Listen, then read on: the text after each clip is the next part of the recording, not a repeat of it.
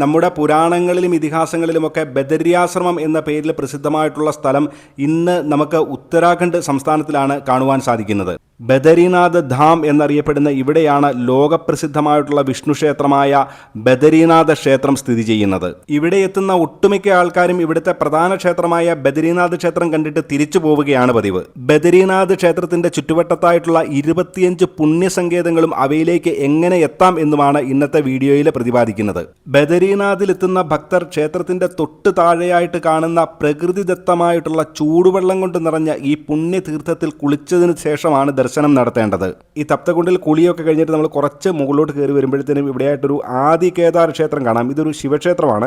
ഈ ശിവക്ഷേത്രത്തിൽ ദർശനം കഴിഞ്ഞിട്ട് വേണം നമ്മൾ ബദരീനാഥ് ക്ഷേത്രത്തിൽ ദർശനത്തിന് പോകേണ്ടത് എന്നാണ് പറയുന്നത്. ഈ ആദി കേദാർ ക്ഷേത്രത്തിൻ്റെ അവിടെ നിന്ന് നമ്മൾ മുകളിലോട്ട് കയറി വരുമ്പോഴത്തേനും നമുക്ക് ഇവിടെയായിട്ടാണ് ഇവിടുത്തെ റാവൽജി താമസിക്കുന്ന സ്ഥലം കാണുന്നത്. ഇവിടെ റാവൽ നിവാസൻ എഴുതി വെച്ചിട്ടുണ്ട്. നമുക്കെല്ലാവർക്കും അറിയാം, മലയാളിയാണ് ഇവിടുത്തെ പ്രധാന പൂജാരിയായിട്ടുള്ള റാവൽ. അതുപോലെ തന്നെ ആ റാവൽജി ഭവൻ്റെയൊക്കെ നേരെ തൊട്ട് മുന്നിലായിട്ട് ഇവിടെ ആദിശങ്കരാചാര്യരുടെ ഒരു ചെറിയൊരു ശ്രീകോവിലും കാണാൻ സാധിക്കും. ഇവിടെ നിന്ന് കുറച്ചും കൂടെ മുകളിലോട്ട് കയറി കഴിഞ്ഞാൽ നമ്മൾ ക്ഷേത്ര സന്നിധിയിലെത്തും. ക്ഷേത്രത്തിലെ ദർശനമൊക്കെ കഴിഞ്ഞിട്ട് നമ്മൾ ഇനി ഇവിടെ പോകുന്നത് ഇവിടുത്തെ വളരെ പ്രധാനപ്പെട്ട ഒരു സ്ഥലത്താണ്. ബലികർമ്മങ്ങൾക്ക് ഏറ്റവും പ്രധാനപ്പെട്ട സ്ഥലം, ലോകത്തിലേക്ക് ഏറ്റവും പ്രധാനപ്പെട്ട സ്ഥലം എന്നറിയപ്പെടുന്ന ബ്രഹ്മകപാലിലേക്കാണ് ഇവിടെ നമ്മൾ പോകുന്നത്. ഇതാണ് ബ്രഹ്മകപാൽ. ഇവിടെ ബ്രഹ്മകപാലിന് ബോർഡ് വെച്ചിട്ടുണ്ട്. ഇവിടെ ഇതാണ് ബ്രഹ്മകപാലം എന്ന് പറഞ്ഞത്. ഇത് ശരിക്കും പറഞ്ഞു കഴിഞ്ഞാൽ ബ്രഹ്മകപാൽ എന്ന് പറഞ്ഞാൽ ബ്രഹ്മാവിൻ്റെ ശിരസ്സാണെന്നാണ് പറയുന്നത്. ശിവഭഗവാന് പോലും ബ്രഹ്മഹത്യയിൽ നിന്ന് മോചനം ലഭിച്ച ബദരീനാഥിലെ അളകനന്ദ നദിയുടെ തീരത്തായിട്ടുള്ള ബ്രഹ്മകപാൽ എന്ന് പറയുന്ന പുണ്യ സ്ഥലത്താണ് നമ്മൾ നിൽക്കുന്നത്. ഈ ബ്രഹ്മകപാലിൽ പിതൃതർപ്പണം ചെയ്തു കഴിഞ്ഞാൽ പിന്നെ നമ്മൾ വർഷം തോറും പിതൃകൾക്ക് ബലിയിടേണ്ടതില്ല എന്നാണ് പുരാണങ്ങളിൽ പറയുന്നത്. ഈ ബ്രഹ്മകപാലിൻ്റെയൊക്കെ കാഴ്ച കണ്ടു കഴിഞ്ഞിട്ട് നമ്മൾ ഇനി ക്ഷേത്ര പരിസരത്ത് നിന്ന് കുറച്ച് മാറി, അതായത് ഏകദേശം ഒരു 3-4 കിലോമീറ്റർ ദൂരെയായിട്ടുള്ള മാനാ ഗ്രാമത്തിലേക്കാണ് പോകുന്നത്. ഈ മാനാ ഗ്രാമത്തിൽ വളരെ പൗരാണിക പ്രാധാന്യമുള്ള അനേകം സ്ഥലങ്ങൾ ഉണ്ട്. ഈ മാനാ ഗ്രാമത്തിലേക്ക് പോകുവാൻ വേണ്ടിയിട്ട് ഈ ബദരീനാഥിലെ മെയിൻ ബസ് സ്റ്റാൻഡിൻ്റെ സമീപത്തു നിന്നും അതുപോലെ തന്നെ കുറച്ച് മാറി, ക്ഷേത്ര പരിസരത്ത് നിന്ന് കുറച്ച് മാറി ഒരു മാന ടാക്സി സ്റ്റാൻഡുണ്ട്. അവിടെ നിന്ന് നമുക്ക് ഈ മാനാഗ്രാമത്തിലേക്ക് പോകുവാനായിട്ടുള്ള ഷെയർ ജീപ്പുകൾ കിട്ടും. 50 രൂപയാണ് ഒരാൾക്ക് മാനാഗ്രാമം വരെയുള്ള ചാർജ്. ഏതാണ്ട് 5000 വർഷങ്ങൾക്ക് മുമ്പ് വേദവ്യാസ ഭഗവാൻ മഹാഭാരതം എഴുതിയത് ഈ കാണുന്ന മാനാഗ്രാമത്തിനുള്ളിലെ ഒരു ഗുഹയ്ക്കുള്ളിൽ ഇരുന്നാണ്. ഇന്ത്യ ടിബറ്റ് അതിർത്തിയിലായിട്ട് ഭാരതത്തിലെ ആദ്യത്തെ ഗ്രാമം എന്നറിയപ്പെടുന്ന മാനാ ഗ്രാമത്തിലേക്ക് കയറുന്ന പ്രവേശന കവാടമാണിത്. അങ്ങനെ നമ്മൾ സാവധാനം ഈ മാനാ ഗ്രാമത്തിലേക്ക് പ്രവേശിച്ചിരിക്കുകയാണ്. പഞ്ചപാണ്ഡവർ മഹാഭാരത യുദ്ധത്തിന് ശേഷം രാജ്യം അഭിമന്യുവിൻ്റെ പുത്രനായിട്ടുള്ള പരീക്ഷത്തിനെ ഏൽപ്പിച്ച് ഈ വഴിയെയാണ് സ്വർഗത്തിലേക്ക് പോയത്. നമ്മൾ പഞ്ചപാണ്ഡവർ വർഷങ്ങൾക്ക് മുമ്പ് നടന്നുപോയ വഴിയാണ് നമ്മളിപ്പം പോയിക്കൊണ്ടിരിക്കുന്നത്. നമ്മൾ കുറേ ദൂരം ഇങ്ങനെ മുന്നോട്ട് വരുമ്പോഴത്തേനും ഇങ്ങനെ വഴി രണ്ടായിട്ട് തിരിയുന്നത് നമുക്ക് കാണാം. ഇവിടെ ഇങ്ങനെ ഒരു ബോർഡ് എഴുതി വെച്ചിട്ടുണ്ട്. ഭീംപൂല്, സരസ്വതി ധാം, കേശവപ്രയാഗ്, ഗണേശ ഗുഹ, വ്യാസഗുഹ.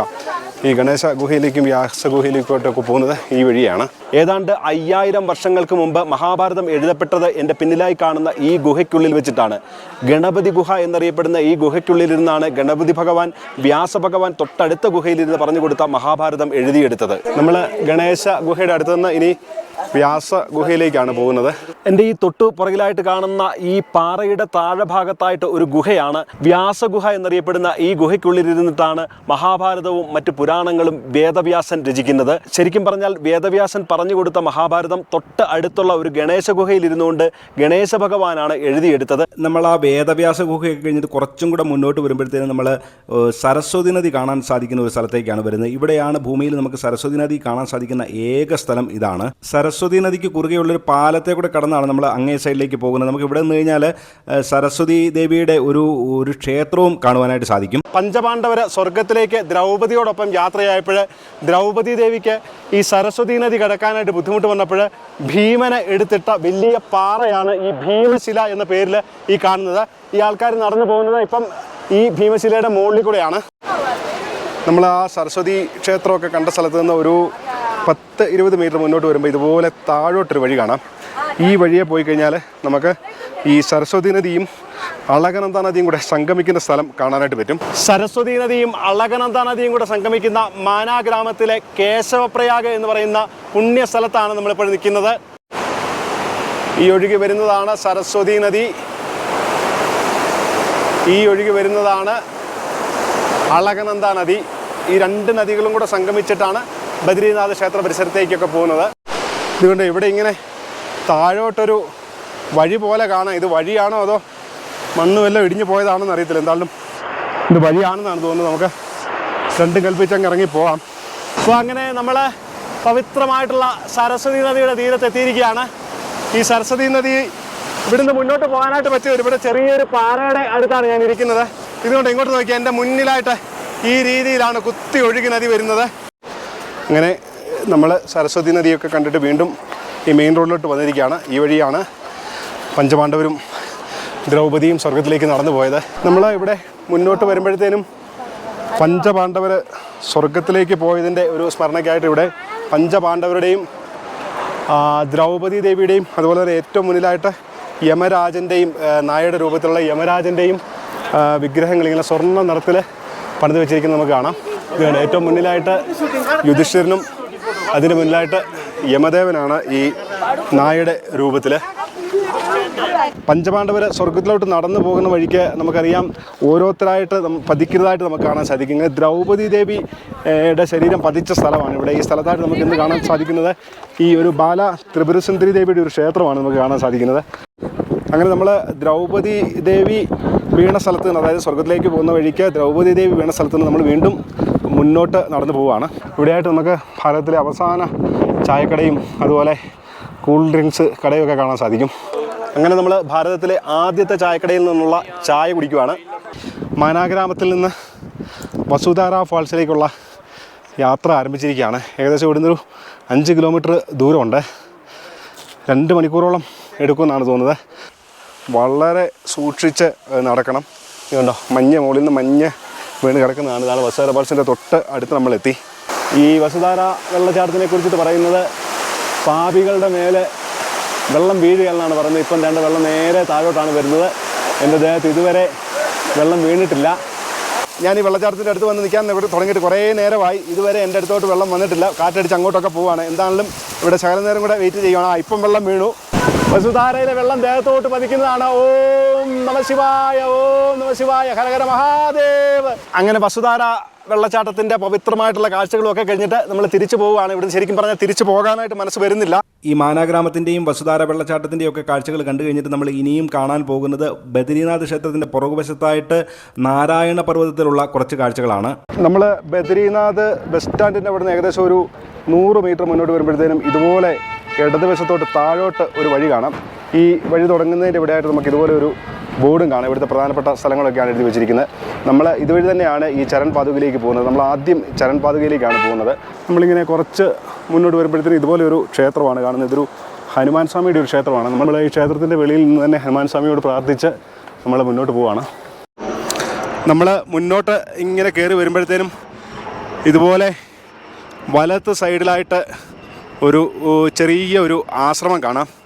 ഇത് മഹാവതാർ ബാബാജിയുടെ ഒരു ആശ്രമമാണ്. നമ്മൾ കുറച്ച് മുന്നോട്ട് ഇങ്ങനെ കയറി വരുമ്പോഴത്തേനും ഇവിടെ ഇതുപോലെ ഒരു ആശ്രമമാണ് കാണുന്നത്. നമുക്കിങ്ങനെ അടുത്തോട്ട് വരുമ്പോൾ കാണാം ഇവിടെ ഹനുമാൻ ഗുഫ എന്നാണ് എഴുതി വെച്ചിരിക്കുന്നത്. നമ്മൾ ഈ ഹനുമാൻ ഗുഹയുടെ അകത്തോട്ട് കയറുവാണ്. അപ്പോൾ ഇവിടെ വളരെ ചെറിയൊരു ഗുഹയാണ്. ഇവിടെ ഇങ്ങനെ നമുക്ക് ഇവിടെ 2 മണികൾ കാണാം.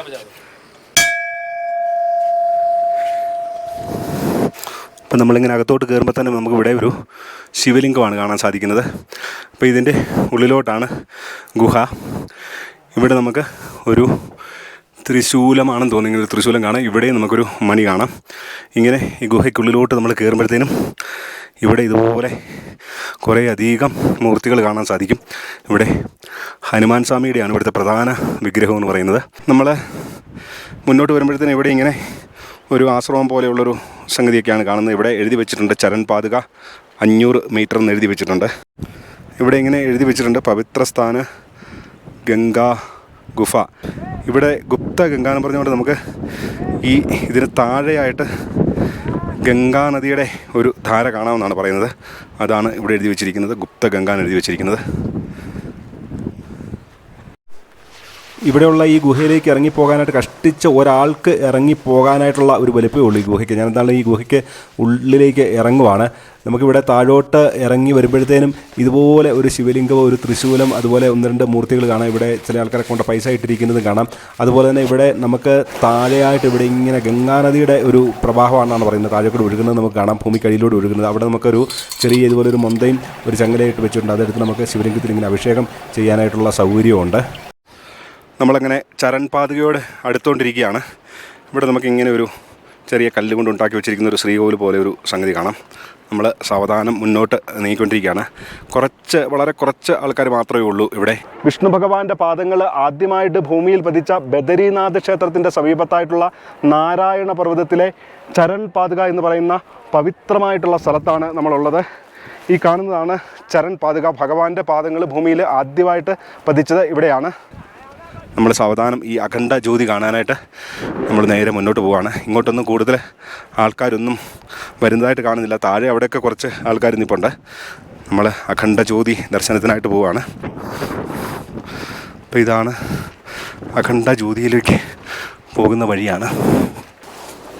ഇവിടെ ഒരു അഖണ്ഡ ജ്യോതി ഉണ്ടെന്നാണ് പറയുന്നത്.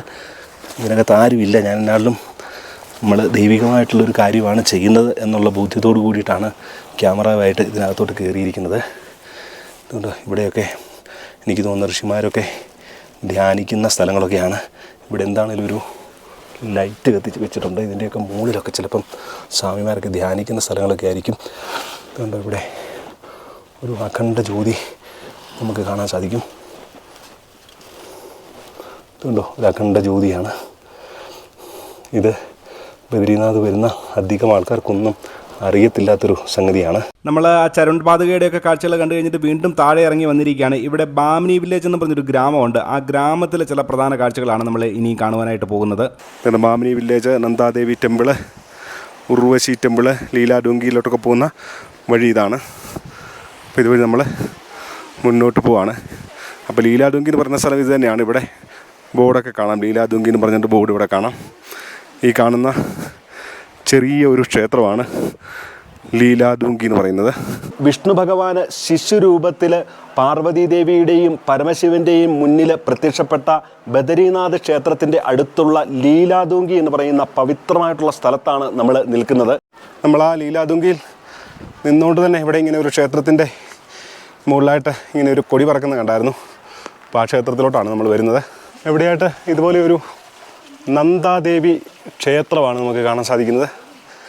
ഈ ക്ഷേത്രത്തിൻ്റെയും മഹാത്മ്യമൊക്കെ ഇവിടെ ഹിന്ദിയിൽ എഴുതി വച്ചിരിക്കുന്നത് നമുക്ക് കാണാം. ഇവിടെ എഴുതി വച്ചിരിക്കുന്നത് ഭഗവാന് ശിവൻ്റെ അർദ്ധാംഗിനിയായിട്ടുള്ള പാർവതീദേവി ഇവിടെ നന്ദാദേവിയായിട്ടാണ് ഇവിടെ പൂജിക്കപ്പെടുന്നതെന്നാണ് എഴുതി വച്ചിരിക്കുന്നത്. നമ്മളിപ്പോൾ നടക്കുന്നത് നാരായണ പർവ്വതത്തെ കൂടാണ്. ഈ കാണുന്നത് നാരായണ പർവ്വതമാണ്. ആ ദൂരെയായിട്ട് കാണുന്നതാണ് നരപർവ്വതം. അപ്പം നരനാരായണന്മാർ പണ്ട് വർഷങ്ങൾക്ക് മുമ്പ് ഇവിടെ തപസ് ചെയ്തതാണ്. ഈ നരനാരായണന്മാർ ഇവിടെ ഇങ്ങനെ തപസ് ചെയ്തപ്പോൾ നരനാരായണന്മാരുടെ തപസ് മുടക്കുവാൻ വേണ്ടിയിട്ട് ഇന്ദ്രദേവന് സ്വർഗത്തിലെ അപ്സരസുകളെ അയക്കുകയാണ്. അപ്പം അപ്സരസുകൾ ഇവിടെ വന്ന് ഈ നരനാരായണന്മാരുടെ മുന്നിൽ ഇങ്ങനെ നൃത്തം ചെയ്തപ്പോഴത്തേനും നാരായണൻ്റെ തുടയിൽ നിന്ന് ഉർവശി ദേവി ഉത്ഭവിച്ചു എന്നാണ് പറയുന്നത്. നാരായണൻ്റെ തുടയിൽ നിന്ന് ഉത്ഭവിച്ച ഉർവശി ദേവിയെ നാരായണന് കാമദേവൻ്റെ ഈ കൊടുത്തു വിട്ടെന്നാണ് പറഞ്ഞത്. ഈ കാമദേവനുമൊക്കെ ഇവരുടെ തപസ്സിന് ഭംഗം വരുത്താനായിട്ട് ഇവിടെ വന്നത്. അപ്പോൾ അങ്ങനെ ഈ നാരായണന് തൻ്റെ തുടയിൽ നിന്ന് ഉണ്ടായ ഉർവശിയെ ഇന്ദ്രദേവന് കൊടുക്കുവാൻ വേണ്ടിയിട്ട് കാമദേവൻ്റെ ഈ കൊടുത്തു വിട്ടെന്നാണ് പറയുന്നത്. അങ്ങനെ അത്രയും തപശക്തിയായിരുന്നു ഈ നരനും നാരായണനും ഒക്കെ ഉണ്ടായിരുന്നതെന്നാണ് നമുക്ക് ഈ കഥയിൽ നിന്ന് മനസ്സിലാക്കുന്നത്. അങ്ങനെ ആ ഉർവശി ദേവിയുടെ ജനനത്തിൻ്റെ ഒരു സ്മരണയ്ക്കായിട്ട് ഇവിടെ കാണുന്ന ഒരു ക്ഷേത്രമാണ് ഈ കാണുന്നത്, ഉർവശി ദേവിയുടെ ഒരു ക്ഷേത്രം. എന്താണ് ഈ ക്ഷേത്രത്തിനുള്ളിൽ ആരെയും കാണുന്നില്ല. ഉർവശി ദേവിയുടെ ഈ ക്ഷേത്രത്തിനുള്ളിലേക്ക് നമ്മൾ സാവധാനം കയറിയിരിക്കുകയാണ്. ഈ നാരായണൻ്റെ തുടയിൽ നിന്ന് ഉണ്ടായതുകൊണ്ടാണ് ഉർവശിക്ക് ഈ പേര് വരുന്നത്. തുടയിൽ നിന്ന്, ഊരു എന്ന വാക്കിൽ നിന്ന് അങ്ങനെയാണ് ഉർവശി എന്ന പേര് വരുന്നത്. നമ്മൾ മുമ്പ് കണ്ട ഋഷിഗംഗാ നദിക്ക് കുറുകെ നമ്മൾ വീണ്ടും വരുവാണ്. അപ്പോൾ ഇങ്ങോട്ട് മുന്നോട്ട് വരുമ്പോഴത്തേന് ഇതുവഴി ഇടതുവശത്തോട്ടൊരു വഴി കാണാം. ഇവിടെ ഋഷിഗംഗാ ഫോൾസിലോട്ട് പോകുന്ന വഴി, അതുപോലെ തന്നെ ഇവിടെ ഒരു മെഡിറ്റേഷൻ കേവ് ഉണ്ടെന്നാണ് എഴുതി വെച്ചിരിക്കുന്നത്. നമുക്ക് ഈ വഴിയെ മുന്നോട്ട് പോകാം. ഈ വഴിയെ മുന്നോട്ട് വരുമ്പോഴത്തേന് ഇവിടെ ഇങ്ങനെ ഇത് കണ്ടോ, ഇവിടെ ഇത് 2 ഗുഹകളാണ്. ഇവിടെ ഇത് താഴെ വെച്ച് പൂട്ടിയിരിക്കുവാണ്. ഇത് ഒക്കെ ഗുഹയാണ്. ഇതിനകത്തൊക്കെ ധ്യാനിക്കാനായിട്ടും ഒക്കെ ഉള്ള സൗകര്യം ഉള്ളതാണ്. ഇവിടെയൊക്കെ വല്ല സാധുക്കളൊക്കെ താമസിക്കുന്നതായിരിക്കും. അവർ പൂട്ടിയിട്ട് പോയിരിക്കുകയാണ്. ഇവിടുന്ന് വീണ്ടും മുന്നോട്ട് പോവുകയാണ്. മുന്നിലായിട്ട് കാണുന്നതാണ് ഋഷിഗംഗ വെള്ളച്ചാട്ടം. ആ വെള്ളച്ചാട്ടത്തിൻ്റെ അടുത്ത് വരെ എന്താണെന്ന് നമുക്ക് പോകാം. അത് അങ്ങോട്ട് ഇങ്ങനെ കോൺക്രീറ്റ് ഭാഗമായിട്ടുള്ള വഴി കാണാനായിട്ടുണ്ട്. നമ്മുടെ നേരെ മുന്നിലായിട്ട് കാണുന്നതാണ് ഋഷിഗംഗ വെള്ളച്ചാട്ടം. ഈ കോൺക്രീറ്റ് വഴി ഇവിടം കൊണ്ട് തീരുവാണോ എന്നൊരു സംശയമുണ്ട്. അല്ല, മുന്നോട്ടും കോൺക്രീറ്റ് വഴിയുണ്ട്. അങ്ങനെ നമ്മൾ ഈ ഋഷിഗംഗ വെള്ളച്ചാട്ടത്തിന് നേരെ മുന്നിൽ വന്നിരിക്കുകയാണ്. പവിത്രമായ ഈ ഋഷിഗംഗ വെള്ളച്ചാട്ടത്തിൻ്റെ മുന്നിൽ നിന്ന് നമ്മുടെ ഇന്നത്തെ വീഡിയോ ഇവിടെ പൂർണ്ണമാവുകയാണ്. ചാനൽ സബ്സ്ക്രൈബ് ചെയ്യാതെ വീഡിയോ കണ്ടുകൊണ്ടിരിക്കുന്നവർ ദയവായിട്ട് ചാനൽ ഒന്ന് സബ്സ്ക്രൈബ് ചെയ്യുക. നിങ്ങളുടെ അഭിപ്രായങ്ങളും നിർദ്ദേശങ്ങളും ഒക്കെ കമൻറ്റായിട്ട് രേഖപ്പെടുത്തുക. എല്ലാവർക്കും നമസ്കാരം.